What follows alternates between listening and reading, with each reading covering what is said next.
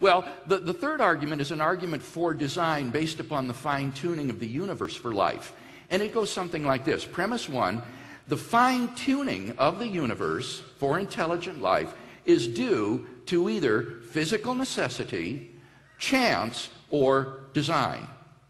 Second premise is it is not due to physical necessity or to chance, from which it follows logically, three, therefore, it is due to design. So explain number two. In other words, the universe doesn't have to be beautiful and ordered. Was that what that number two is? That's correct. What scientists have discovered is that from the very moment of the Big Bang, the universe was fine-tuned with literally an incomprehensible precision and delicacy for the existence of intelligent life, such that if these constants or quantities had been altered by less than a hair's breadth, life would have been impossible, and there would be no life of any sort throughout the entire cosmos. And the question is, how do you best explain this appearance of design? Well, physical necessity would say the universe has to be that way. It must be finely tuned. But that is extraordinarily implausible because you see these finely tuned constants and quantities that we're talking about are independent of the laws of nature.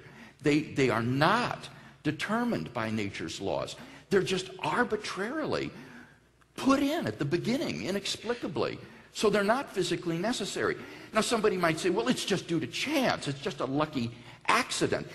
But the problem with that alternative is that it has no appreciation of the fantastic odds that we're talking about here. For example, if the subatomic weak force had been altered by as little as 1 part out of 10 to the 100th power, that's 10 followed by 100 zeros, the universe would not have been life-permitting.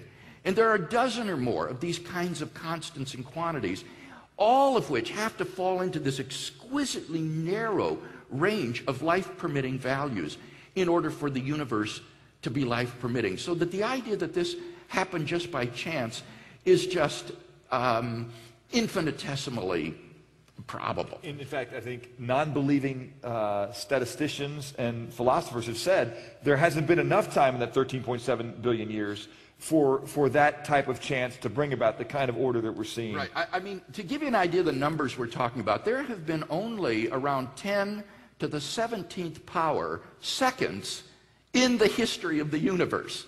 And now we're talking about odds like 1 out of 10 to the 100th power. And this is just one parameter, and there are, as I say, many of them. So in this conversation, the argument from order is what you think is one of the strongest arguments for the existence of an intelligent designer of some kind. Yes, and it's not just I who think this. This is something that has become really all the rage in current cosmology, this subject of the fine-tuning of the universe. And scientists are baffled by this, and those who want to resist design as the best explanation are frankly adopting fantastic metaphysical hypotheses to avoid this. Well, one of the things I've come to is they say, okay, our universe isn't old enough to explain this, so they go to the multi-universe theory. Exactly. And explain the multi-universe theory very quickly. Okay, the idea here is basically this. If the odds are too small that in one throw of the dice you would get a certain result, then what you postulate is many throws of the dice. The more times you throw the dice, the better your odds of getting a certain result. So, the idea is that in order for our universe to be explained by chance alone, what you do is you postulate an infinite number of other parallel universes, which are undetectable to us. We have no knowledge of them, no way of detecting them, but they are randomly ordered. All of the values of the constants and quantities appear somewhere in this world ensemble of universes. And so, by chance alone, somewhere in the world ensemble, a finely tuned universe like ours would exist.